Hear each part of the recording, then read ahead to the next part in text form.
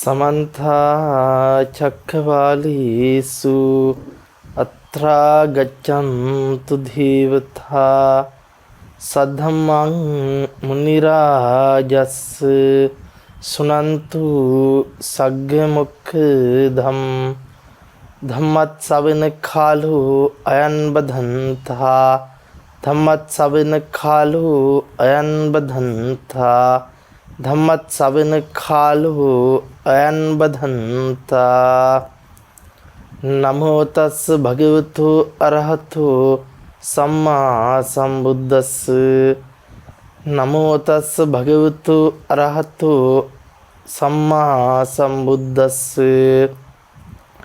नमो तस् भगवतो अरहतो सम्मा संबुद्दस्स අද දවසේ ධර්ම දේශනය ප්‍රඥා නාලිකාව තුළින් විකාශනය කිරීම සඳහා එම්.කේ. අබේවික්‍රම මහත්මයා ඇතුළු පවුලේ සියලු දෙනා විසින් සදැහැති දායකත්වය සිදු කරනු ලබනවා. අපි සතර සෝතාපට්ටි අංග විදිහට ශ්‍රවණය කළා තියෙන්නේ දැනගෙන තියෙනවා. කල්යාණ මිත්‍ර සේවනයත් සද්ධම්ම ශ්‍රවණයත් යෝනිසෝ මනසිකාරයත් ධම්මානුධම්ම ප්‍රතිපදාවත්. මේ විදිහට මේ සෝවාන් මාර්ගයටපත් වෙන්න එහෙම නැත්නම් සෝවාන් ඵලයටපත් වෙන්න දර්ශන භූමියටපත් වෙන්න උපකාර කරන අංග 4 විදිහට තමයි අපිට පෙන්වන්නේ.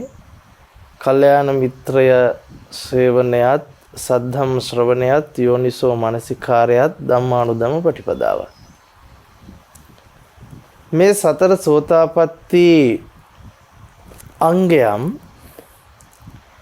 යම් විදිහකින් යම් ආකාරයකින් පූර්ණ වෙන තැනදී සෝවාන් ඵලයටපත් වෙනවා කියලා අහලා ඇති. යම් කිසි කෙනෙකුට මේ සෝවාන් ඵලයටපත් වෙනවා කියනකොට අපිට හිතෙන්න පුළුවන් සෝවාන් ඵලයටපත් වුණාට පස්සේ මොන වගේ සිද්ධ පහළ වෙන්නේ මොන වගේ සිද්ධ පහළ නොවන්නේ මේ වගේ අදහස් අපිට එන්න පුළුවන්. සෝවාන් කෙනෙකුට මේ සිත් පහළ වෙන්නේ නැහැ මේ සිත් පහළ වෙනවා කියලා. ඉතින් සරලවම අපිට කියන්න තියෙන්නේ සෝවාන් ඵලයටපත් වීම තුළ නැවත හතර අපාගත ස්වභාවයටපත් වෙන්නේ නැහැ. හතර අපායට වැටෙන මට්ටමක සිතක් පහළ වෙන්නේ නැහැ. කියන්නේ සතර අපායකට වැටෙන මට්ටමක් දක්වා ක්ලේශ ධර්මයන් වැඩෙන්නේ නැහැ කියන එක. ඒක කිසිම කෙනෙකුට බාහිරෙන් බලලා හඳුනගෙන කියන්න බෑ මෙන්න මෙයා මේ කරපු දේ සෝවාන් කෙනෙක් කරපු දෙයක්. මේ කරපු දේ සෝවාන් නොවිච්ච කෙනෙක් කරපු දෙයක් කියලා බාහිරාන්තකින් අපිට හඳුනා ගන්නට බෑ. බාහිර ක්‍රියාත්මක වෙන විදිහ දිහා බලලා. අපි ඉස්සල්ලාම දකින්න ඕන මේ බුදුරජාණන් වහන්සේ මාර්ගඵල 4ක් විදිහට ඇයි මේ 4ක් පෙන්වුවේ කියලා. සෝවාන්, සකු르දාගාමි, අනාගාමි, අරිහත්.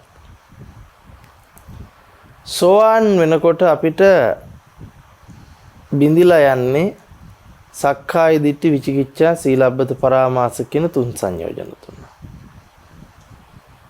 තෙන් සකු르දාගාමි වීමේදී කාමරාග පටිගයන් යටපත් වීමක් සිද්ධ වෙනවා. එතකොට කාමරාග පටිග කියන ටික සිඳිලා යන්නේ රූප රාග, අරූප රාග, අවිද්‍යාමාන, උද්ධච්ච කියන සංයෝජන 5 අපිට අනාගාමි ඵලෙත් ඉතිරි. එතකොට අපි කල්පනා කරන්න වෙනවා මේ විදිහට මේ සංයෝජනය ධර්මයන්ගේ ප්‍රහීන වීම මත තමයි මේ මාර්ගඵල 4 වෙන් කළා තියෙන්නේ. එතකොට අපි තේරුම් ගත යුතුයි සෝවාන් ඵලයටපත් වුණු තනදී පවා කාමරාගයන් පටිගයන් ක්‍රියාත්මක වෙනවා. ඉතින් මේ පිළිබඳව අපි සිත් පිළිබඳව හෝ ඒ මාර්ගඵලයකදී පහළ වෙන සිත්වල ස්වභාවය පිළිබඳව හෝ ඒ මාර්ගඵලයේ ස්වභාවයන් පිළිබඳව කතා කරනවාට වඩා උචිත මේ මාර්ගය කුමක්ද කියලා කතා කරන එක. මොකද අපිට බාහිරෙන් පුජ්‍යල වශයෙන් මෙයා සෝවාන් කෙනෙක්ක, සකෘදාගාමි කෙනෙක්ක, අනාගාමි කෙනෙක්ක, රහතන් වහන්සේ කෙනෙක්ක කියලා වෙන් කර කර බලනවට වඩා අපිට ඒ ධර්ම මාර්ගයේ ප්‍රත්‍යක්ෂ කර ගැනීම තමයි වටින්නේ. මොකද භාග්‍යවතුන් වහන්සේගේ උපදේශය නම් සෝවාන් වීම පිණිසත්, සකෘදාගාමි වීම පිණිසත්, අනාගාමි වීම පිණිසත්, අරිහත් වීම පිණිසත් පංච උපාදානස්කන්ධය ඇත්ත දකින්නයි කියන උපදේශය. ඒ උපදේශයට අනුකූලව තමයි අපි ධර්මය මොකද්ද කියන එක, එහෙම නැත්නම් ධර්ම මාර්ගය මොකද්ද කියන එක තෝරගන්නට උවමනාකම තියෙන්නේ. අපි බොහෝ වෙලාවට බොහෝ ධර්මයන් ශ්‍රවණය කරගෙන ඒ ශ්‍රවණය කරගත් ධර්මයන් ජීවිත තුළ බොහෝ දැනුම් සම්භාර විදියට තියාගෙන ඇති, ගබඩා කරගෙන ඇති. අපිට මේ බුදුරජාණන් වහන්සේ ප්‍රධාන වශයෙන්ම ත්‍රිලක්ෂණ ධර්මය අවබෝධය තුළ චතුරාර්ය සත්‍ය අවබෝධ වෙන බව පෙන්වනවා. ත්‍රිලක්ෂණය තෝරා ගන්නට ගියාට පස්සේ අපිට අනිත්‍යයි, දුක්ඛයි, අනාත්මයි කියන වචන තුන හොඳටම හුරුයි. නමුත් මේ අනිත්‍ය, දුක්ඛ, අනාත්මය කියන මේ ලක්ෂණ තුන අපි දකින්නට උවමනා කරන්නේ ප්‍රඥාවෙන්. අපිට මේ ලක්ෂණ තුන දකින්න පුළුවන් ඥානාති, විඥානාති, පජානාති කියන ආකාර තුනකින්.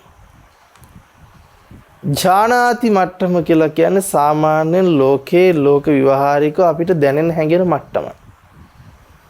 විඥානාති කියලා කියන්නේ විශේෂ කර කර අපි යමක් පිළිබඳ දැනගන්න විදිහ. පජානාති කියලා කියන්නේ ප්‍රඥාවෙන් දැනගන්න. දැන් හිතන්නකෝ අපි සාමාන්‍යයෙන් කෝප්පයක් බිමට වැටලා කැඩෙනවා. එතකොට අපි කැඩුන අනිත්‍යයි කියලා අපිට නිකන් දැනෙන්න පුළුවන්. නේද? ඊට පස්සේ ඒක ගිහින් බලන්න පුළුවන් යම් කිසි කෙනෙක් මේක කුඩු කරලා මේ කෑලි ටිකක් කඩලා බලන්න පුළුවන්, මේක රූප කලාප දක්වාම කඩන්න පුළුවන් කියලා විශේෂ කරලා බලලා අනිත්‍යයි කියලා දකින්න පුළුවන්. නේද? හැබැයි ප්‍රඥාවෙන් දකින්න තැනදී එහෙම කැඩිච්ච කෝප්පයක අනිත්‍ය බලන ස්වභාවයක් නෙවෙයි තියෙන්නේ. ඒතර බුදුරජාණන් වහන්සේ අපිට ඇහැ අනිත්‍යයි, රූපය අනිත්‍යයි, චක්කු විඥානය අනිත්‍යයි, චක්කු සම්පස්සය අනිත්‍යයි, චක්කු සම්පස්සජා වේදනාව අනිත්‍යයි මේ විදිහට තමයි පෙන්වන්නේ. අපි දැන් බලන්නේ ලෝකේ තිබ්බ කෝප්පේ බිමට වැටිලා කැඩිච්ච විදිහත්, ඒ කැඩීම තුල සිද්ධ වෙච්ච අනිත්‍ය භාවය රූප කලාප තුලින් වෙන් කළා දැනගන්න පුළුවන්කම තියෙයි. අපි මේ කතා කරන ආකාර දෙකම සාමාන්‍යයෙන් ලෝක ව්‍යවහාරික දැක්මවල දෙකක්. මොකද එහෙම දැක්කයි කියලා අපිට පංච උපාදානස්කන්ධය පිළිබඳ අවබෝධයක් ලැබෙන්නේ නැහැ. දැන් කල්පනා කරන්නකෝ. කෝපේ රූප කලාප වෙන් කළත්, මේ ශරීරයේ රූප කලාප වෙන් කළත්, මේ ලෝකේ කොයිම තැනක රූප කලාප වෙන් කර කර අනිත්‍ය දැක්කා කියලා, ඒක බිඳි බිඳි යනවා කියලා දැක්කා කියලා කොයිම තැනද පංච උපාදානස්කන්ධය පිළිබඳ අවබෝධය ලැබෙන්නේ? පංච උපාදානස්කන්ධය පිළිබඳ අවබෝධය ලැබෙන්නේ නැහැ. අපි හිතමුකෝ අපි දැනගන්නවා සිත් ගැන, සිත්වල පහළ වීම ගැන. ඊට පස්සේ චිත්තක්ෂණ ගැන දැනගන්නවා, චිත්ත වීදි ගැන දැනගන්නවා, ෂණය ගැන දැනගන්නවා, ෂණ භංගුරත්වය කියලා දෙයක් ගැන දැනගන්නවා. ඉතින් අපිට චිත්ත වීදියක සකස් වෙන විදිය දැනගන්නවා. ඉතින් මේක දැනගත්ත කියලා අපිට පටිච්චසමුප්පාද අවබෝධ වෙන්නේ නැහැ. චතුරාර්ය සත්‍ය අවබෝධ වෙන්නේ නැහැ. කොටින්ම කිව්ව පංච උපාදානස්කන්ධය ඇත්ත දකින්න පුළුවන්කම ලැබෙන්නේ නැහැ. එතකොට කෙනෙකුට හිතෙන්න පුළුවන් ඇයි එහෙමනම් බුදුරජාණන් වහන්සේ ඒ වගේ දේශනා කළේ කියලා. අපිට බුද්ධ දේශනාව ඇතුළේ ත්‍රිපිටකය ඇතුළේ කිසිම තැනක චිත්ත වීදියක් වෙන් කරන විදිහක් හම්බ වෙන්නේ නැහැ. ඒතර බුදුරජාණන් වහන්සේගේ ධර්මස්කන්ධයේ විදිහට අපි පිළිගන්නවා සූත්‍ර පිටකයත් විනය පිටකයත් අභිධර්ම පිටකයත්. ඒතර මේ පිටක තුන ඇතුලේ ත්‍රිපිටක ධර්මය තුල එහෙම කතාවක් කතා කරලා නැහැ. ඒතර කෙනෙකුට හිතෙන්න පුළුවන් එහෙනම් අපේ ධර්මදරයි විනයදර භික්ෂුන් වහන්සේලා අතීතයේ මේ රටේ වාසය කරපේ පිළිබඳ කතා කරේයි කියලා. ඒක අපිට අමුතුවෙන් කියන්න ඕන නෑ. ඒකේ සම්පූර්ණ පැහැදිලිවම පෙන්වලා තියෙනවා අභිධර්මාර්ථ සංග්‍රහය. එහෙම නැත්නම් අභිධර්ම ප්‍රදීපිකාව තුල සඳහන් වෙන දේවල් තමයි ඒ විස්තර කරන්නේ. එතකොට අභිධර්ම ප්‍රදීපිකාව කියන්නේ වෙනමම ග්‍රන්ථයක්. ඒක ත්‍රිපිටකයට අයිති නැති වෙනමම ග්‍රන්ථයක්. ඒත් අපි කල්පනා කරන්න වෙනවා අපිට අභිධර්මයේ පිළිබඳව කතා කරනකොට එතන අපිට රූප කාණ්ඩේ වෙනම රූපේ ගැන වේදනාව සංඥාව සංඛාරය විඥානයේ පිළිබඳ පංච උපාදානස්කන්ධය පිළිබඳ වෙන්වෙන් වශයෙන් සාකච්ඡා කරලා තියෙනවා අභිධර්ම පිටකය තුල. ඒ නිසා අපි හිතමුකෝ අපිට බලබලා ඉන්න පුළුවන් දැන් පහළ වුණේ ලෝභ සිතක්. දැන් මේ සිත් පහළ වෙන ස්වභාවයේ මුළු දවස දිහාම දැන් අලෝභ සිතක්. එහෙනම් අපිට බලන්න පුළුවන් දැන් දිට්ඨිගත සම්පයුක්ත සිතක් මට පහළ වුණේ. මට දැන් දිට්ඨිගත විප්පයුක්ත සිතක් පහළ වුණේ. දැන් එහෙම බලන්න පුළුවන්. බෑනේ. මට දැන් අසංකාරික සිතක් පහළ වුණේ. එහෙම බෑනේ. මට දැන් සෝමනස්ස සහගත සිතක් පහළ වුණා. මට දැන් දෝමනස්ස සහගත සිතක් පහළ වුණා. දැන් මට නීතින් ඕව පහළ වෙන්නේ. එහෙම හිත ගැන පාඩම් කරලා ඉගෙනගෙන අපි හැම හිත් ගැන බෙදා බලා හිටියයි කියලා මොනවද අමුතුවෙන් එන්නේ චතුරාර්ය සත්‍ය අවබෝධ වෙන්නේ කොහොමද? පටිච්චසමුප්පාද අවබෝධ වෙන්නේ කොහොමද? දැන් චිත්ත වීදියේකට මෙච්චර ප්‍රමාණයක් මේ විදිහට ෂණ තියෙනවා ෂණයක් ඇතුළේ මෙහෙම ක්‍රියාත්මක වෙන්නේ නේද? ජවන සිත් කියන්නේ මේවා. ඔත්තප්පන කියන්නේ මේවා. දැන් අපි මේ විදිහට බල හිටියයි කියලා පාඩම් කරගත්තට අපිට කාටවත් පේනවද හිතක් පහළ වෙච්ච තැන වෙන් කරන්න පුළුවන් දා මේ හිතේ මේක මෙහෙමයි කියලා කියන්න පුළුවන්. මේ හිතේ ඔත්තප්පන අවස්ථාව මේක. මේ ජවන අවස්ථාව මේක. එහෙම අපිට බලන්න බෑ. එතකොට අපි තේරුම් ගන්න වෙනවා එහෙම අපි හිතා ඉන්න පුළුවන්. අභිධර්ම විසරද කියලා විභාගයක් ලියන්නත් අපිට පුළුවන් අවස්ථාව ලැබෙන එක පාඩම් කරගත්තා. ඉතින් ඒක නමට ඉස්සරහින් ගන්නත් පුළුවන් ඊට පස්සේ අභිධර්ම විසරද විදිහට ලියා ගන්න පුළුවන්. නමුත් එතනින් එහාට අපිට බුදුරජාණන් වහන්සේ පෙන්නපු මාර්ගයේ පැත්තක අපි යන මාර්ගයේ පැත්තක. මොකද අපිට කොහොම ගියත් දුරු වෙන්න ඕනේ සක්කාය දිට්ඨිය. විචිකිච්ඡාව සීලබ්බත පරාමාසය. තර මේ සංයෝජන තුන දුරු වෙන මාර්ගයක් නැතුව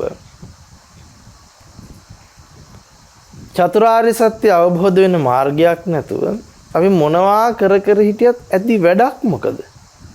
දුක්ඛේ අඥානකම තියාගෙන දුක්ඛ සමුදය අඥානකම තියාගෙන දුක්ඛ නිරෝධේ අඥානකම තුල දුක්ඛ නිරෝධගාමිනී පටිපදාවේ අඥානකම තුල අපි මොනවා දැනගත්තත් වැඩක් වෙන්නේ නැහැ. විසරද භවටපත් උනත් ඇති තීරමක් නැහැ. එම නිසා අනිවාර්යෙන්ම අපි පහල කරගත යුත්තේ දුක්ඛේ ඥානය. දුක්ඛ සමුදය ඥානය. දුක්ඛ නිරෝධේ ඥානය. දුක්ඛ නිරෝධ ගාමිනී පටිපදා ඥානය. දුක පිළිබඳ ඥානය පහල කර ගන්න ඕන. දුකේ හට ගැනීම පිළිබඳ ඥානය පහල කර ගන්න ඕන. දුකේ නොහට ගැනීම පිළිබඳ ඥානය පහල කර ගන්න ඕන. දුකේ නොහට ගැනීමට ඇති මාර්ගයේ ප්‍රතිපදාව පිළිබඳ ඥානය අපි පහල කර ගන්න උවමනයි. මෙන්න මේ ටික පහල කරගන්නේ නැතුව අපිට ධර්ම අභිසමය කරන්නට පුළුවන් කමක් ලැබෙන්නේ නැහැ. අපි නැත්තම් කොහොමද ඇසේ අනිත්‍ය තේරුම් ගන්නෙ? රූපේ අනිත්‍ය තේරුම් ගන්නෙ? චක්කු විඥානේ අනිත්‍ය අපි කොහොමද තේරුම් ගන්නෙ කියලා බලමු. දුක්ඛේ අඥානවන්තකම තුල ඉඳගෙන ඇහැ අනිත්‍යයි කියවම අපි කොහොමද දකින්නේ? අපි කෙනෙක් දකින්න පුළුවන් මෙහෙම සාමාන්‍ය දැනීම තුළ කෙනෙක් දකින්න පුළුවන් කාලාන්තරයක් තිස්සේ ඇහැ ටික ගෙවිලා වෙනසිලා වැහැරිලා පොළොවට පස් වෙනවා. තව කෙනෙක් දකින්න පුළුවන් චිත්තක්ෂණයක්වත් නොපවතී ඇහි රූප කලාප හැදිලා බිඳිලා යනවා කියලා. තව කෙනෙකුට ওই දියුණු උපකරණයක් අරගෙනත් බලන්න පුළුවන් කැඩිලා බිඳිලා යන විදිය. අන්වීක්ෂ තියෙනවා. දියුණු කරපු ඒ වගේම බලන්නත් පුළුවන් බිඳි යනවා. ඉතින් මේ විදිහට කෙනෙකුට බලන්න පුළුවන්. එතකොට එහෙම බැලුවයි කියලා අපිට කවදාකවත් නිරෝධ මාර්ගයක් සාක්ෂාත් වෙන්නේ නැහැ. අපිට එක්ක ඇති වෙමින් නැති වෙනවා කියන්න පුළුවන්. හිතා ඉන්න පුළුවන් ඇති වෙනවා නැති වෙනවා. හැබැයි ඇති වෙනවා නැති වෙනවා කියලා බලා හිටියා කියලා අපිට නිරෝධ මාර්ගය සාක්ෂාත් වෙන්නේ නැහැ කවදාවත්. ඉතින් ඇති වෙනවා නැති වෙනවා තමයි. ඉතින් ඒව හිතා ඉන්න පුළුවන්. සක්කාය දිට්ඨිය නම් දුර වෙන්නේ නැහැ. ඊට පස්සේ අපි කියයි මේ මුළු ශරීරයේම රූප කලාප මොහොතක් පාසා ඇති වෙවි නැති වෙනවා. ඉතින් දැන් කෝ පංච උපාදානස්කන්ධය අවබෝධය. පංච උපාදානස්කන්ධය හට ගැනීම පිළිබඳ අවබෝධය. පංච උපාදානස්කන්ධය නොහට ගැනීම පිළිබඳ අවබෝධය. පංච උපාදානස්කන්ධය නොහට ගැනීමට ඇති මාර්ගයේ ප්‍රතිපදාව පිළිබඳ අවබෝධයක්. සක්කාය දිට්ඨිය දුරු වීමක්. එහෙම එකක් පේන්නවත් නැහැ. ඒ එහෙම නැතිනම් අපි මේ මාර්ගයක් ගැන හිතලා වැඩක් නැහැ. අපි එහෙමනම් කල්පනා කරන්න වෙනවා, අපිට හිතන්න වෙනවා.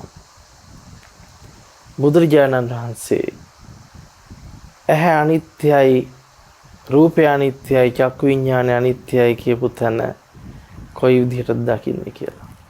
අපිට විඥානයේ අනිත්‍ය බලන්න, විඥානයේ රූප කලාප කරන විදිහ බලන්න බෑනේ. ඒතර අපි එකක් කියනවා විඥාන ධාතුවේ කැඩෙනවා. හැබැයි විඥාන ධාතු විඥානයක් දැකලවත් නැහැ.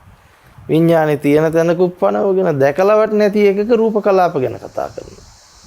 රූප කලාපේ කවුරු හරි දැක්කද බිඳිලා යනවා. දැකලා නැහැනේ. එතකොට ඔය අපි බලන්න ඕන අර යන්නේ කොහෙද මල්ලේ පොල් වගේ එකක් අපි නිකන් ඔළුවේ තියාගෙන හිටියට ධර්ම අවබෝධි වෙන්නේ නැහැ. එහෙම අවබෝධයකටපත් වෙන්න බෑ. අපි එහෙමනම් කල්පනා කළ යුතුයි කොයි විදිහටද කොයි ආකාරයටද භාග්‍යවතුන් වහන්සේ පෙන්වපු විදිහට හේ අනිත්‍ය දකින්නේ. රූපය අනිත්‍ය දකින්නේ. චක්කු විඥානය අනිත්‍ය දකින්නේ. ඒ අනිත්‍ය දකින්න පුළුවන්කම ලැබෙන්නේ හේතුඵල ධම තුලින්. මොකද භාග්‍යවතුන් වහන්සේ අපිට පෙන්වන්නේ හේතුඵල ධම. ඒ හේතුඵල ධමයට අනුව තමයි අපිට අනිත්‍ය අවබෝධ කරගන්න වෙන්නේ.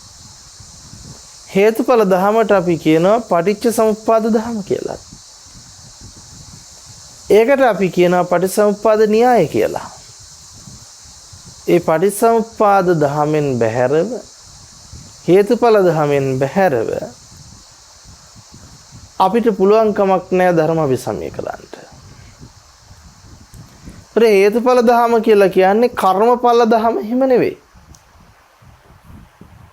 පෙර කර්මය නිසා දැන් විපාක දෙන්නේය. පෙර කර්මයෙන් ඇදිච්ච ඇහැ බිඳි යන්නේය. අද කරගන්න කර්මයට මතු ඇහැක් පහළවන්නේය. එහෙම එකක් මේ බුදුරජාණන් වහන්සේ පෙන්වුවේ. හේතුඵල ධම ක්‍රියාත්මක වෙනවා හේතුඵල න්‍යායට අනුව. මොකද්ද හේතුඵල න්‍යාය කියලා කියන්නේ?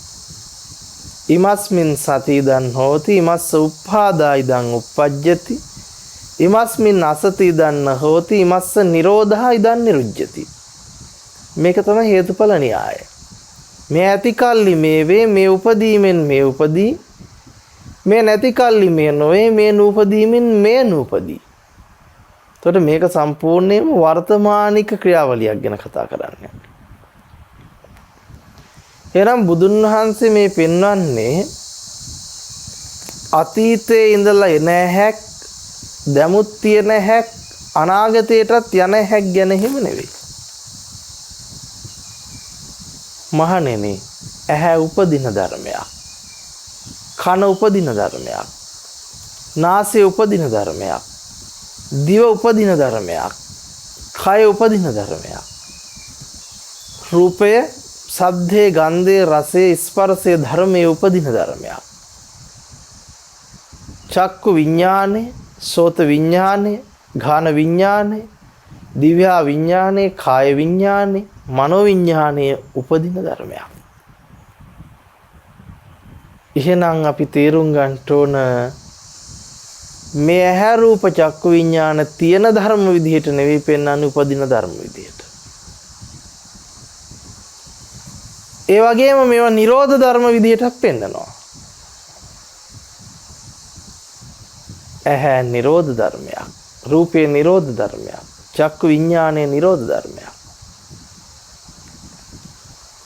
අපි තේරුම් ගත යුතුයි ඒ වගේම ධර්මයේ පෙන්නනවා මේ ඇහැ රූප චක්කු විඥාන උපදින්නට හේතුව අවිද්‍යාව බව. අවිද්‍යාව මූලික කරගෙන තමයි අපිට සලායතනයන්ගේ පහළවීම කතා කරන්න පුළුවන්.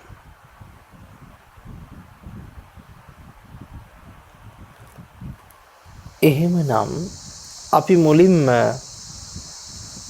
මේ ලෝක සංඥාව, ඝන සංඥාව දුරු කර ගන්නට වෙනවා.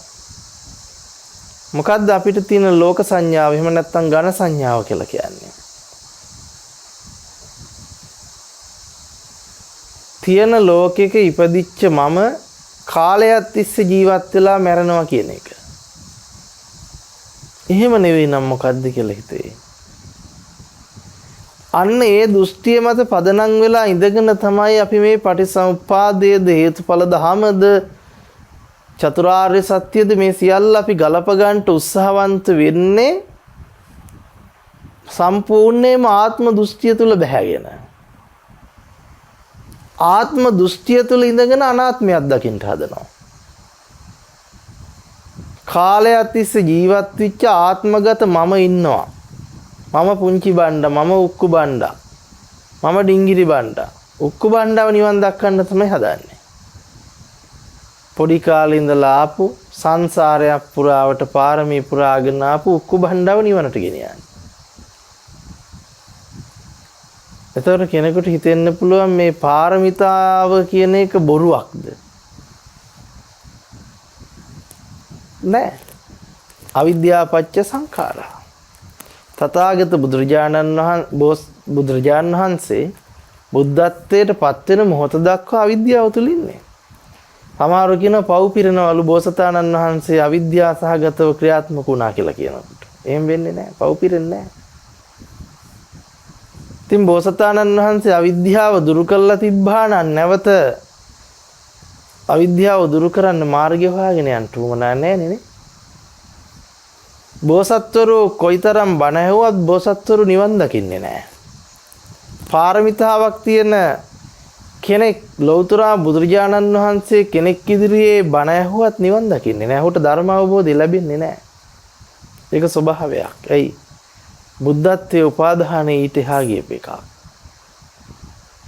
ඒ පාරමිතාවකින් තියෙන උපාදාන ඊට එහා ගියපු දෘෂ්ටියක්. එතකොට ඒ දෘෂ්ටිය සාක්ෂාත් කරගෙන මිසකේ දෘෂ්ටිය කඩා ගන්න බැරි වෙනවා. එම් බෝසතාණන් වහන්සේ කෙනෙක් ඒ බෝසතාණන් වහන්සේ කෙනෙක් වටා ඒකරාශී වෙන්න ඉන්න පිරිසක් කොයිතරම් පටිසමුප්පාද ශ්‍රවණය වුණත්, කොයිතරම් රහතන් වහන්සේලා ඉදිරියේ ධර්ම ශ්‍රවණය කරත්, කොයිතරම් කල්යාණ මිත්‍ර ඇසුරු ලැබුවත්, බුදුරජාණන් වහන්සේ කෙනෙක් ඉදිරියේ ධර්ම ශ්‍රවණය කළත් ඔහු ධර්ම අභිසමය කරන්නේ නැහැ. ධර්ම අභිසමය කරන්නේ නැති වෙන්න හේතුව මොකද්ද? ධර්ම අභිසමනය කරලා නැවත දෙපාරක් නිවන් දකින්න බෑනේ. සෝවාන් වෙලා බුදු වෙනව නෙවෙයිනේ. ඒ නිසා අපි කල්පනා කරන්න උවමනායි ඒක වෙනම පැතිකඩක්.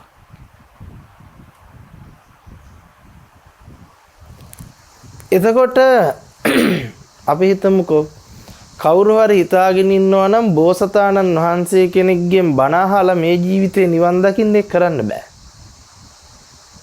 ඇයි කරන්න බැරි?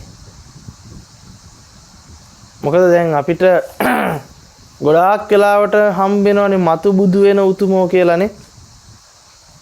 ඉතින් මතු බුදු වෙන්න ඉන්න කෙනෙක් අද බණ කියලා අද සත්‍ය නිවන් දක්වන්න පුළුවන්ද? ඒක කරන්න බෑ. එහෙම වෙන්නේ නැහැ. හැබැයි ලෝකේ හොඳ නරක කියලා දෙන්න පුළුවන්. පවපින කියලා දෙන්න පුළුවන්. මිනිස්සු යහපත් මාර්ගයකට ගන්න පුළුවන්කම තියෙනවා. නමුත් චතුරාර්ය සත්‍ය අවබෝධ කරවන්න නම් පුළුවන් කමක් නැහැ. ඒක කවදාවත් කරන්න බෑ. දැන් අපි හිතමුකෝ මතු බුද්ධත්වයට පත් වෙන බෝසතාණන් වහන්සේ කෙනෙක් මේ ජීවිතේ මේ විදිහට මේ බුද්ධ ශාසනය පැවිදි වෙලා ධර්ම ඉගෙන ගන්නවා. ත්‍රිපිටකය ඉගෙන ගන්නවා. ත්‍රිපිටක භාණක විසරද දක්වා අපි ඉගෙන ගත්තා කියමු. ත්‍රිපිටකයේ උපරිමයට අධ්‍යයනය කරනවා.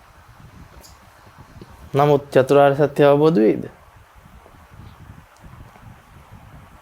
ඒ බෝසතාණන් වහන්සේ චතුරාර්ය සත්‍ය අවබෝධ කරගත්තොත් මොකද වෙන්නේ? බුදු වෙන්න පුළුවන්ද? එහෙම වුණොත් බෝසතාණන් වහන්සේ කෙනෙක් වෙන්නේ නැහැ.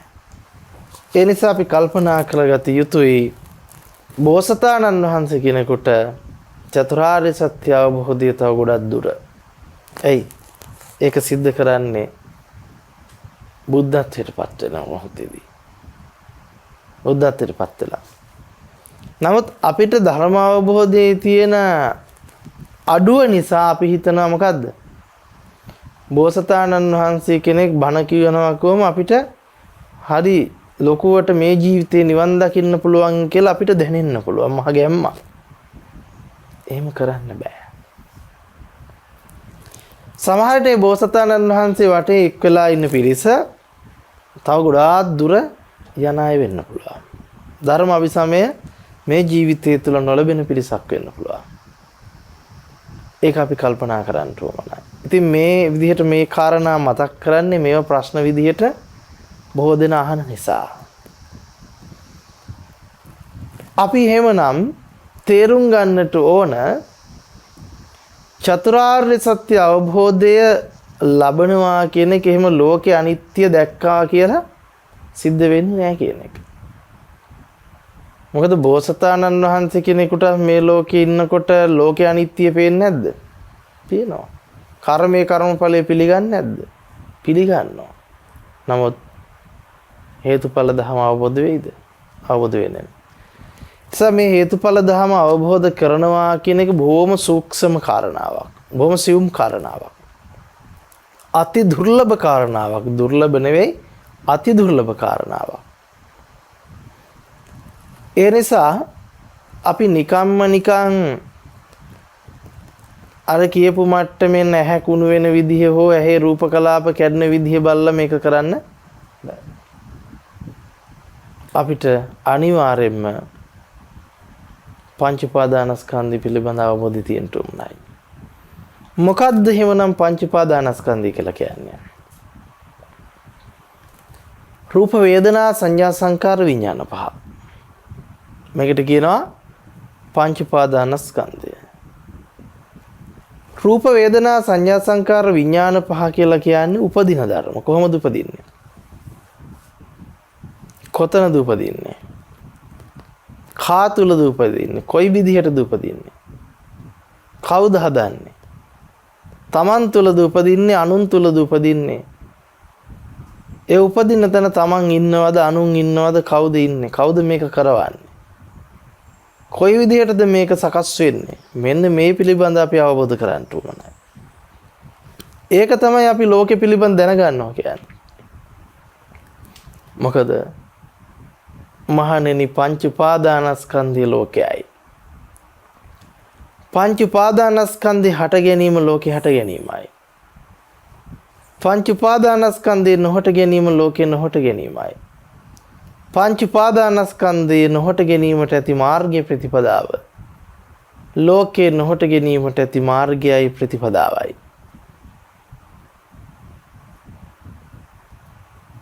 ඔන්න අපි කල්පනා කරන්නට වෙනවා එහෙනම් ලෝකයේත් ලෝකේ හට ගැනීමත් ලෝකේ නොහට ගැනීමත් ලෝකේ නොහට ගන්නට තියෙන මාර්ගයත් දැනගන්නවා කියන්නේත් පංච උපාදානස්කන්ධය පිළිබඳ දැනගන්නවා වගේ.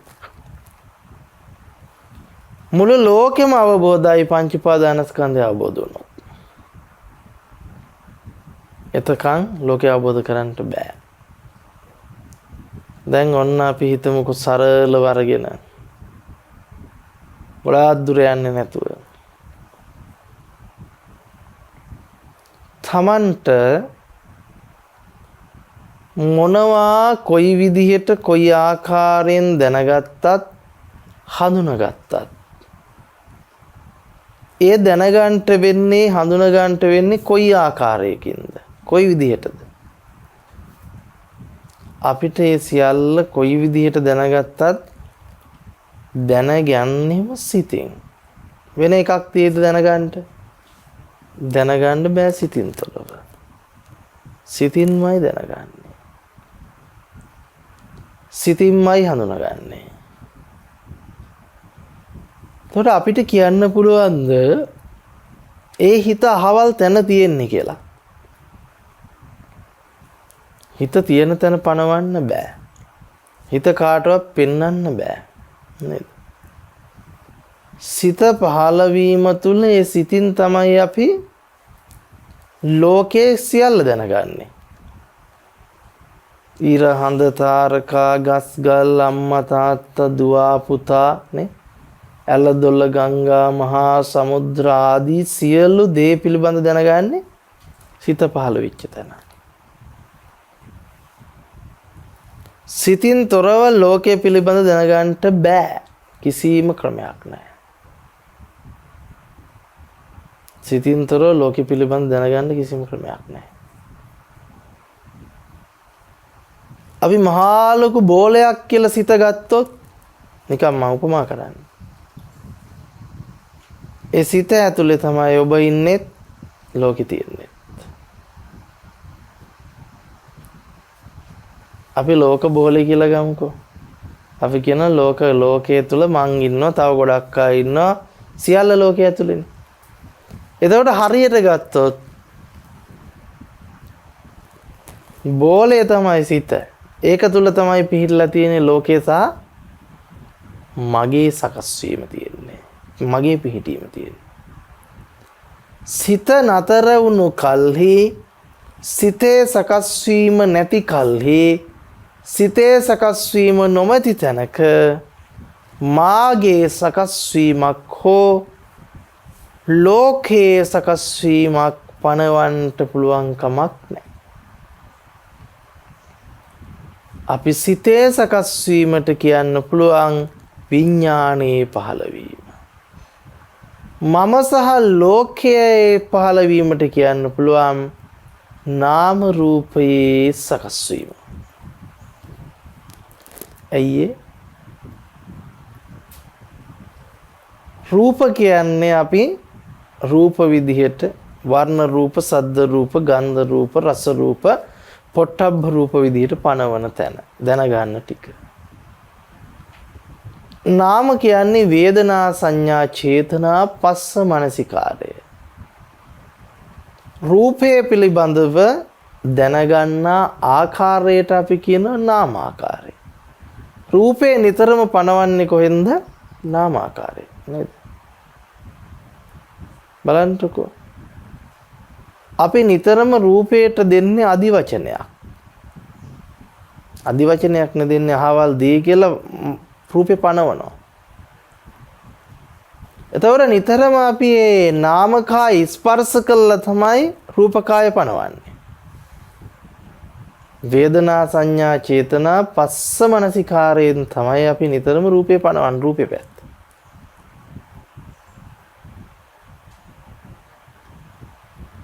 එතකොට මේ නාමයෙන් රූපය පනවපු බව දැනගන්නේ හඳුනගන්නේ දැනුවත් කරලා දෙන්නේ කොහෙන්ද? සිතෙන්. එහෙම නැත්නම් විඥාණයෙන්. ඒ නිසා අපි කියනවා මේ විඥාණය දෙබිඩි චරිතයක්. නාමයේ අන්තයත් රූපයේ අන්තයත් පිළිබඳ අපිට ගෙනල්ලා දෙන්නේ විඥාණය. ඒ නිසා කියනවා නාමයේ ඒකාන්තයක් රූපයේ ඒකාන්තයක් විඥාණයෙන් මැදයි. විඥානම් මජ්ජි. විඥානයේ පහළ වීම කොතනද? නාම රූපයන්ගේ වෙන් කිරීම එතනයි. විඥානයේ පහළ වීම කොතනද? නාම රූපයන්ගේ වෙන් කිරීම එතනයි.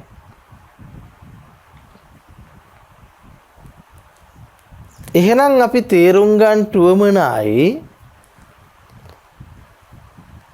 මේ විඥාන නාම රූප ක්‍රියාවලිය කියන එක කොයිම තැනකදීවත් කෙනෙක් තුල සිද්ධ වෙන ධර්මයක් විදිහට පුජ්‍යල භාවයෙන් දාන්න යන්න එපා. අපි හිතන් ඉන්නේ ලෝකේ ජීවත් වෙන සජීවී පුජ්‍යලේ. ලෝකේ දකින්න විදිහ තමයි මේ පංච උපාදානස්කන්ධ ක්‍රියාවලිය කියලා. අනේ නෑ. මේ ලෝකේ ඉන්න පුජ්‍යලේ ලෝකයේ දැකීමේ ක්‍රියාවලිය කියලා අපි දෘෂ්ටිගත වෙලා ඉන්න තැන කඩා ගැනීම පිණිසයි මේ පංච උපාදානස්කන්ධය කියන එක අපි අවබෝධ කරගන්න ඕන.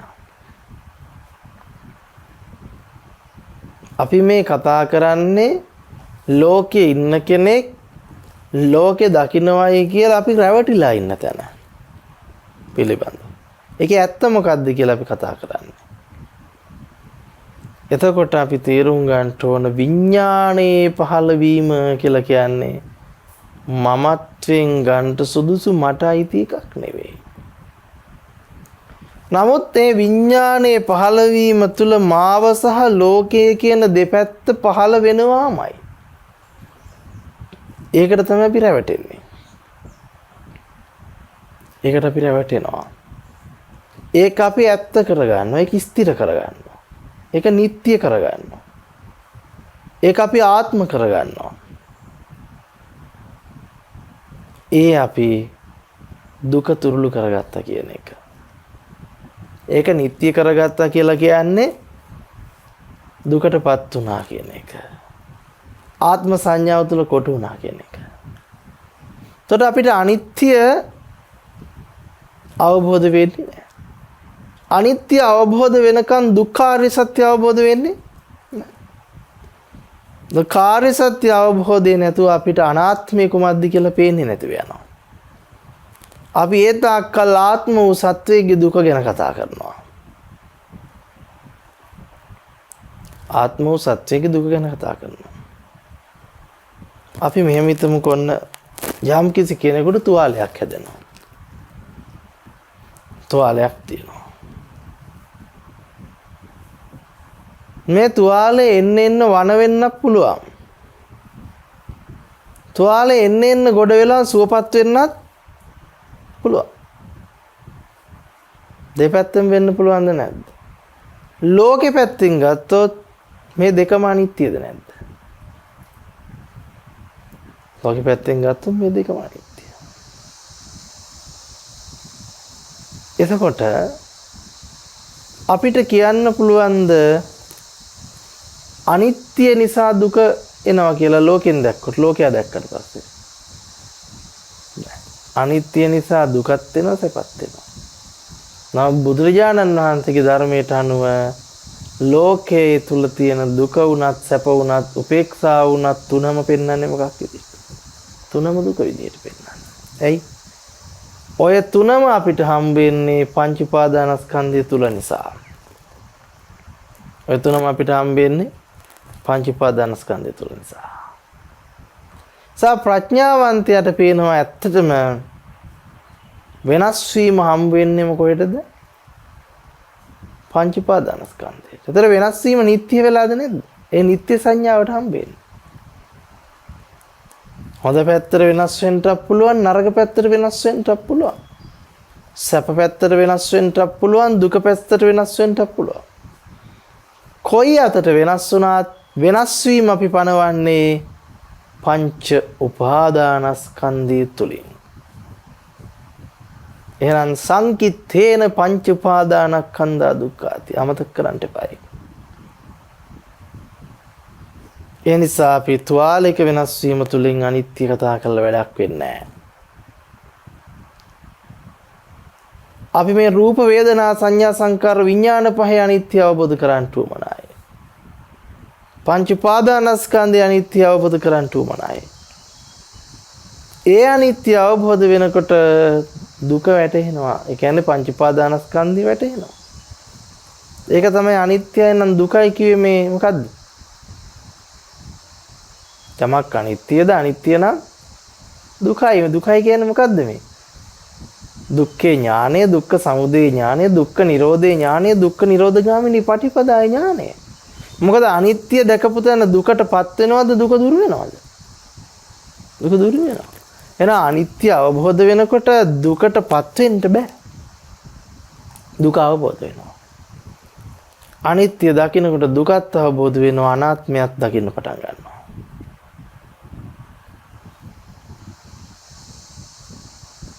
දැන් මොකද්ද මේ අනිත්‍ය? දැන් ඔන්න අපි කිව්වා හිතේ පහළ වීම ඇති තැන තමයි මොකේ පහළ වීමද? ලෝකයේ පහළ වීම. දැන් හිතන්නකෝ ඔන්න රූපයක් දකින්නවා කියලා දැනගන්නවා. දැනගත්තේ කොහෙන්ද? සිතින්. එතකොට රූපය දැකීමේ ක්‍රියාවලියක්. එහෙම නැත්නම් ක්‍රියාවලියක් හදන්න දෙපැත්තක් තියෙන්න ඉපේ. මමයි ලෝකයයි. ତර මේ මම ලෝකේ ඉඳගෙන රූපයක් දකින්නවයි කියලා දැනගත්තේ කොහෙන්ද? සිතින්. එහෙනම් අන්න හරි. විඥානයේ පහළ වීම ඇති කල්හි තමයි එහෙනම් මේ නාම රූප දෙපැත්ත හදන්නේ. මේ ඇති කල්ලි මේ වේ. මේ උපදීමෙන් මේ උපදී. ඒ සිත තිබුණු තැනක් පණවන්න බෑ, දකින්න බෑ. එහෙනම් අපි ඔය පණවන්නේ සිතින් දකින්න කෙස් ටික මේ තියෙන්නේ කියලා. කොච්චර පණවන්න හැදුවත් ඒ මොහොත රඳනවද? දැන් අපි මේ කෙස් ගහ කියලා පණවනවා, ආය අල්ලන්න පුළුවන් දෙක. මේ වටාපති කියලා අල්ලගෙන ඉන්නවා කියලා ඔබ මේ පණවන්නේ මොකක් තුලද? මේ දැනගන්නේ පස්සපච්චය වේදනා. පස්සපච්චය වේදනා. නොදි ස්පර්ශය තුල හටගන්න වේදනාව තුල යව පණවන්නේ ඒක. නමුත් ඒක එක මොහොතකටවත් නතර කරලා තියාගෙන ඉන්න බෑ. ඔබ නමුත් මඤ්ඤණා කරගෙන ඉන්නවා ඉස්සල්ලත් අල්ලන් හිටියේ, දැමුත් අල්ලන් ඉන්නේ, ඉස්සරහටත් අල්ලන් ඉන්නේ කියලා දෘෂ්ටියක් පවත්වන්න පුළුවන්. අල්ලගත්ත මොහොත මතකයෙන් ගිලිහි මැකි ගියොත් අල්ලගෙන ඉන්නවා කියලා එකක් හම්බ වෙනවද? අල්ලගෙන ඉන්නවා කියලා එකක් හම්බෙන්නේ නැහැ. අපි දැන් වාඩි වෙලා ඉන්නේ කියලා හිතන්නකෝ. වාඩි වෙලා ඉන්නවා කියන එක ඔබට මුණ ගැහෙයිද විදර්ශනාවට පටන් ගත්තොත්? මං වාඩි වෙලා ඉන්නවා කියන එක හම්බෙන්න බෑ විදර්ශනාව ඇතුලේ. ඇයි හම්බෙන්න බැරි? ඔව් තේරුම් ගන්න මොකද්ද මේ දැන ගැනීම. මේ වෙලාවේ කාය විඥානයේ පහළ වීම තුල කයත් පොට්ටබ්බයත් ඉපදුනා. ඒක නතර කරන්න තියාගන්න පුළුවන් ධර්මයක් නෙවෙයි. විඥානයත් අනිත්‍යයි. කයත් අනිත්‍යයි, පොට්ටබ්බයත් අනිත්‍යයි. මේ වෙලාවේ විඥානය ඇති කල්හිම ඉපදිච්ච කය, ඉපදිච්ච රූපය. එනම් කය අනිත්‍යයි, පොට්ටබ්බය අනිත්‍යයි, කාය විඥානය අනිත්‍යයි, කාය සංපස්සය අනිත්‍යයි, කාය සංපස්සජා වේදනාව අනිත්‍යයි කියලා නුවණින් දකිනවා. එතකොට ඒ දැක්කේ දිරණ තැනකින්ද? ඒ දැක්කේ වැහැරෙන වැగిරෙන තැනකින්ද? නෑ. ඒ දැක්කේ ප්‍රඥාවෙන්. ඒකට අපි කියනවා යෝනිසෝ මනසිකාරය. තොර මේ ප්‍රඥාවන්තයා මලකඳක් දිහා බලලා වුණත් ඔහුට පුළුවන් කෙනෙක් මැරිලා යනවා කියන දෘෂ්ටිය කඩාගෙන කෙනෙක් කියන දෘෂ්ටිය දුරු කරගන්න ප්‍රඥාව තියෙනකොට. කොහොමද? දැන් ඔහු දකිනවා ඔහුට මලකඳක් හම්බ වෙනවා. දැන් ලෝකයා අනේ මගේ අම්මා මැරිලා, මගේ සහෝදරිය මැරිලා, මගේ දුව මැරිලා කියලා කෑමොර දෙනවා. ඔහු දකිනවා මොකද්ද? මේ මලකඳ හම්බුනේ කොහොමද?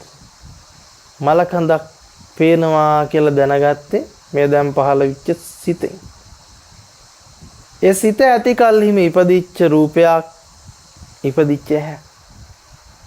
ඔහුට හම්බෙන්නේ මලකඳේ අනිත්‍යද? ඔහුට හම්බෙන්නේ පංච උපාදානස්කන්ධය අනිත්‍යද?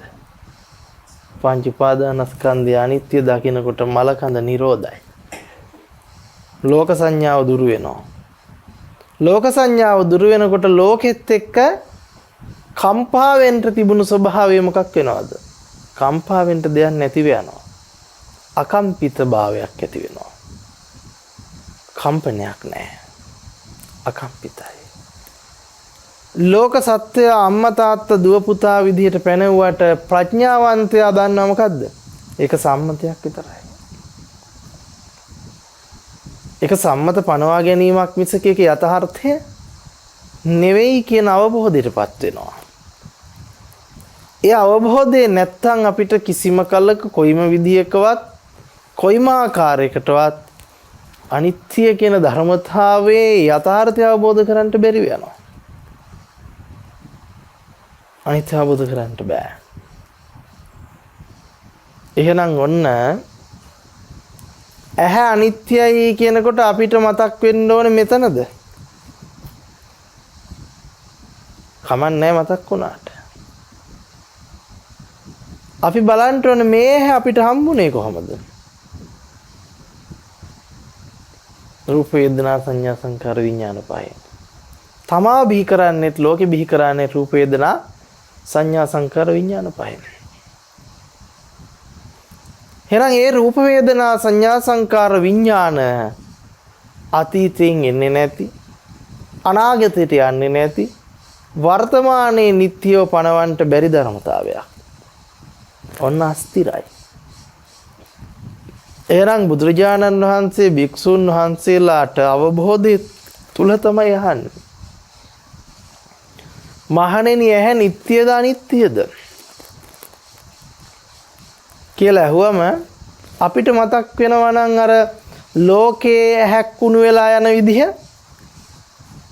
ඒ හේතුඵල ධම එහෙම නෙවෙයි ඈ. එහෙම මතක් වුණා. එසා එකයි කිව්වේ එකම වචනේ වුණත් අපි ඉන්න දෘෂ්ටියට අනුකූලව තමයි අපිට තීරෙන්න ගන්න. අපිට වැටහෙන්න ගන්න. ඒ නිසායි මේ අනිත්‍ය තේරුම් ගන්නට පුළුවන්කම ලැබෙන්නේ හේතුඵල න්‍යායයෙන් බව බුදුරජාණන් වහන්සේ පෙන්නනවා. පංච උපාදානස්කන්ධයෙන් බව පෙන්නනවා. දැන් බලන්නකෝ ඒ හේතුඵල ධම තුලින් එහි අනිත්‍ය දකින්නකොට මොකද්ද වෙන්නේ? කන නාසය දිව ශරීරය අනිත්‍ය දකින්නකොට පුජ්‍යලේග්ගේ හැක්කනක් නාසයක් දිවක් ශරීරයක් කියන දෘෂ්ටිය දුරු වෙනවා. සක්කාය දිට්ඨිය දුරු වෙනවානේ. ඔහුට එතකොට ඒ රූප වේදනා සංඥා සංකාර විඥාන පහ තුල මම ඇත කියන දෘෂ්ටිය පහ වෙන්න හේතුවක් වෙනවා. රූපේ මම රූපේ, රූපේ තුල මා ඇත, මා තුල රූපේ ඇත කියන දෘෂ්ටිය දුරු වෙනවා. වේදනාව මමයි, මම වේදනාවයි, වේදනාව තුල මා ඇත, මා තුල වේදනාව ඇත කියන දෘෂ්ටිය දුරු වෙනවා. සංඥාව මමයි, මම සංඥාවයි, සංඥාව තුල මා ඇත, මා තුල සංඥාව ඇත කියන දෘෂ්ටිය දුරු වෙනවා. සංඛාරය මමයි, මම සංඛාරයයි, සංඛාරය තුල මා ඇත, මා තුල සංඛාරය ඇත කියපු දෘෂ්ටිය දුරු වෙනවා. විඥානය මමයි, මා තුල විඥානය ඇත, විඥානය තුල මා ඇත කියපු දෘෂ්ටිය දුරු වෙනවා. එතකොට ඔන්න කල්පනා කරන විෂයාකාර සක්කාය දිට්ඨියම දුරු වෙන ප්‍රතිපදාවක් වූ බුදුරජාණන් වහන්සේ පෙන්නන්නේ. එතකොට සක්කාය දිට්ඨිය දුරු වෙන්නේ නැතුව මාව තියාගෙන මගේ ඇහි අනිත්‍ය බැලුවට වැඩක් වෙන්නේ නැහැ. එතකොට බුදුරජාණන් වහන්සේ අපිට පෙන්වන්නේ මගේ ඇහි අනිත්‍ය දකින්නටවත් මන් දකින රූපේ අනිත්‍ය දකින්නටවත් නෙවෙයි. පෙනීමක් මට පේනවා කියලා බලන්න කිව්වේ නැහැ. ඇහිීමක් මට ඇහෙන විදිහ බලන්න කිව්වේ නැහැ. දැනීමක් මට දැනෙන විදිහ නෙවෙයි බලන්න කිව්වේනේ. අපි දැන් අද බලන්නේ කොහොමද මට පෙනෙන්නේ කෙසේද? මට ඇහෙන්නේ කෙසේද? එතකොට ඒක දිත්තේව දිත්තමත්තන් වෙන්නේ නැහනේ. සුතේව සුතමත්තන් වෙන්නේ නැහනේ. එතකොට පෙනීම මාත්‍රයක් වෙලා නැහනේ. මට පේන අහවල් දේ වෙලානේ. ඇහිම මාත්‍රයක් වෙලා නැහනේ. මට ඇහෙන අසවල් දේවල් වෙලානේ. ඔන්න ඔතනයි ප්‍රශ්නේ තියෙන්නේ. ප්‍රඥාවෙන් දකිනකොට නුවණින් දකිනකොට කොයි ආකාරයෙන්ද දකින්නේ? කොයි විදිහටද දකින්නේ? මේ වෙලාවේ පේනවා කියලා දැනගත්ත විඥාණය එහෙම නැත්නම් දැනගත්ත සිත ඇතිකල්හිමයි ඇහි පහළ වීම රූපේ පහළ වීම. ඇහෙනවා කියන සිත ඇතිකල්හිමයි කනේ පහළ වීම සද්දේ පහළ වීම. දැනෙනවා කියන සිත ඇතිකල්හිමයි මොකද්ද? නාසයේ පහළ වීම, ගන්ධයේ පහළ වීම, දිවේ පහළ වීම, රසයේ පහළ වීම, කයේ පහළ වීම, පොට්ටබ්බේ පහළ වීම. දැනගන්නවා සිතුවිල්ලක් පහළ වුණා කියන සිත ඇතිකල්හිමයි මොකද්ද? මනයේ පහළ වීම, ධම්මයේ පහළ වීම. කොටින්ම කිව්වොත් ඇහැ පිළිබඳ මඤ්ඤණාවක් අපිට තියෙන්නේ. රූපය පිළිබඳ මඤ්ඤණාවක් තියෙන්නේ. සිතා ගැනීමක් විතරයි තියෙන්නේ. අපරියාපන්න භූමිය තුලදී අපරියාපන්න භූමිය කියන්නේ ආර්ය භූමිය තුලදී. ආර්ය භූමිය තුලදී වැටහෙනවා ඇහැ කන නාසය දිව ශරීරය පිළිබඳ කරන්නේ මොකද්ද? මඤ්ඤණාවක්. රූප ශබ්ද ගන්ධ රස ස්පර්ශ පිළිබඳ සිද්ධ කරගන්නේ මඤ්ඤණාවක්, සිතා ගැනීමක්. කොටින්ම කිව්වොත් ඇත්තටම සිත පහළ වෙනකොට සිත තුළ සිතුවිලි විදියටද නැද්ද ඇහැ රූප ගැන දැනගන්නේ? කොටින්ම කිව්වොත් මන ධම්ම විදියට තමයි අපි මේක දැනගන්නේ. මේක අපි ඇඳ ගන්න චිත්‍රයක් මානසිකාරයෙන්. මොකද නාම ධර්මතා තුලින්ද නැද්ද රූපේ පනවන්නේ? එතකොට අපිට පැහැදිලි. එතකොට නාම ධර්මතා ටික කියන්නේ රූපේ පැනවීම සිද්ධ කරන ආකාරය. සිතින් රූපේ පනවන ආකාරය. එහෙනම් ඔන්න අපිට තේරෙන්න ඕන මේ රූප වේදනා සංඥා සංකාර විඥාන පහ අනිත්‍ය කිව්වේ කිසිම කලක කොයිම මොහොතකටවත් තප්පරෙන් 1000න් ලක්ෂයෙන් කෝටියෙන් පංගුවක එක මොහොතකවත් ඇති බවට පනවන්න බෑ. නැති බවට පනවන්න බෑ. ඇයි? ඇත නැත කියන දෙක සාපේක්ෂාන්ත දෙකක්. ඇති බවට සාපේක්ෂවයි නැති බව පෙනෙන්නේ. ප්‍රඥාවන්තය දකින්නේ මොකද්ද? දැන් දියේ ඉරක් ඇඳුනොත්ද නැද්ද නැති වෙනවා කියලා කියන්න පුළුවන්. ඇඳුනා කියන තැනට සාපේක්ෂවද නැද්ද ඇඳුන්නේ නැහැ කියලා කියන්න පුළුවන්. සාපේක්ෂව. එහෙනම් ඇත්තටම දියේ ඉරක් ඇඳිලාම නැහැ කියන තැනදී අපි හිතමුකෝ ඉරක් වැඩක්ම නැහැනේ. දියේ ඉරි කියන එක අඳින්න බෑ කියලා අවබෝධ වෙච්ච තැනක ඉර ඇතද නැතද කියන තර්කය දෙනවද? මම පිළිබඳ අවබෝධයටපත් නොවන තාක්කල් මම ඇතද නැතද කියන තර්කය දෙනවා. රූප වේදනා සංඥා සංකාර විඥාන පහේ ඇත්ත නොදකින තාක්කල් රූප වේදනා සංඥා සංකාර විඥාන පහ ඇතද නැතද කියන තර්කය දෙනවා. බලන්නකො මිරිඟුව අවබෝධ වුණාට පස්සේ වතුර ගැන ආයි කතා කරන්න පුළුවන්ද? වතුර යෙදෙන්නේ නැහැ. වතුර යෙදෙන්නේ නැති තැනක වතුර තියනවද නැද්ද කියන තර්කය දෙනවද? එනිසා ධර්ම අභිසමයටපත් වෙනකන් තමයි වාද තියෙන්නේ. මම ඉන්නවද නැද්ද? රූපේ තියනවද නැද්ද? මේ හාන්දුරුව බලව ඇහැක් නැහැ කියනවා. මේ බුදුහාන්දුරුව ඇහැ අනිත්‍යයි කියලා තියෙන්නේ. ওই විදිහට අපිට මොකද්ද වෙන්නේ? විවිධ තර්ක වාදයන් මතුවෙන්න පටන් ගන්නවා අනුබෝධය තුල. එහෙනම් හේතුඵල ධම තුලින් ඇහැ අනිත්‍ය, රූපය අනිත්‍ය, චක්කු විඥානය අනිත්‍ය අවබෝධ කරගන්න ඕන. අන්න එදාට අපිට ලෝක සංඥාව දුර වෙන්න පටන් ගන්නවා. පුජ්‍යල සංඥාව දුර වෙන්න පටන් ගන්නවා. ඒ මාර්ගය තුල අපිට දස සංයෝජනයන් ප්‍රහීන කරගෙන නිවෙන්න සැනසෙන්ට භාග්‍ය වාසනාව සැලසෙනවා. ඉතින් අද දවසේ අපි සාකච්ඡා කරගන්නට යෙදුණු ධර්ම කාරණාවන් හැම දිනාටම උතුම් නිවන පිණිසම සැනසීම පිණිසම හේතු වේවා, වාසනාව වේවා, උපකාරක ධර්මයක් බවටම පත්වෙත්වා කියන ප්‍රාර්ථනාව සිදු කරනවා. විශේෂයෙන්ම ධර්ම දානමය පින්කම ප්‍රඥා නාලිකාව තුළින් විකාශනය කිරීම සඳහා එම්.කේ. අබේවික්‍රම මහත්මිය ඇතුළු පවුලේ සියලු දෙනා විසින් සදැහැති දායකත්වය සිදු කරනු ලැබුවා. ඒ හැම දිනාටමත් උතුම් ධර්ම අභිසමය පිණිසම හේතු වෙත්වා, වාසනාව වෙත්වා කියන ආශිර්වාදය සිදු කරනවා. දැනට වසරකට පෙර මිය පරලොව යානට යෙදුණු මොළගොඩ සල්ගහවත්තේ පදිංචිව සිටි දයන්ති අබේවික්‍රම සහෝදරියට සහ දැනට වසර 22කට පෙර මිය පරලොව ගිය එච් අබේවික්‍රම පියාණන්ටත් දැනට වසර 17කට පෙර මිය පරලොව ගිය වයි අබේවික්‍රම මෑණියන් ඇතුළු පවුලේ මියගිය සියලු ඥාතීන්ටත් මේ උතුම් ධර්ම දාණයෙන් ජනිත වන්නා වූ පුණ්‍ය කුසල වාසනාවන් අනුමෝදන් වේවා. වහවහාම සසර ගමන කෙරවල කර උතුම් නිර්වාණ වූ සුවේ සාක්ෂාත් වේවා කියන ප්‍රාර්ථනාව සිදු කරනවා. ලක්වාසී ලෝකවාසී සැමටම නිදුක් නිරෝගී චිර ජීවනයේ සුවපත් භාවය සැලසේවා.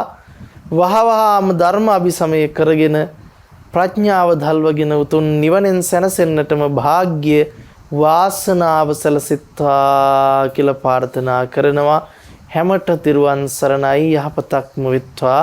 සුඛී හෝතු අභිවාදන සීලිස්ස නිච්ඡං වද්ධාපචායිනෝ චත්තාරෝ ධම්මා වඩ්ඩಂತಿ ආයුවන්නෝ සුඛං බලං ආයුරාෝග්‍ය සම්පatti සග්ග සම්පatti මේ වෙච්චේ අතෝ නිබ්බාන සම්පatti ඉමිනාති සමිජ්ජතු.